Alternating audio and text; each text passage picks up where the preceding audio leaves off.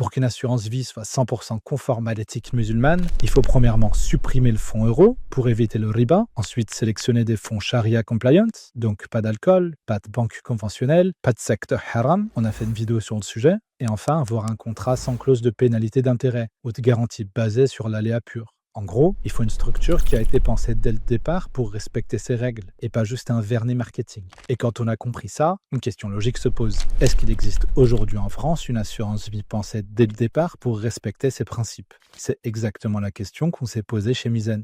L'objectif, c'est pas simplement de mettre halal sur un produit financier classique, mais c'est de construire des solutions d'investissement qui respectent réellement les principes de la finance islamique, avec une sélection d'actifs conformes, des filtres éthiques, une structure réfléchie et une approche pensée pour les musulmans en France, où vous cumulez les avantages fiscaux de la loi française sans compromettre vos valeurs. Vous choisissez où va votre argent et vous savez qu'il travaille de manière éthique en conformité avec votre foi. Donc, avant de dire que l'assurance vie c'est haram, la vraie question à poser, c'est de quoi est composée cette assurance vie? Parce qu'en finance islamique, on ne juge pas uniquement les étiquettes, on juge surtout la réalité économique derrière le produit. Si vous voulez en savoir plus sur les solutions d'investissement halal qu'on développe chez Mizen, vous pouvez vous inscrire via le lien en description. Et n'hésitez pas à nous dire en commentaire si vous avez déjà souscrit à des assurances vie ou si vous pensiez qu'elles étaient automatiquement haram avant de voir cette vidéo. Et n'oubliez pas de vous abonner, liker et partager la vidéo. Wassalamu alaikum.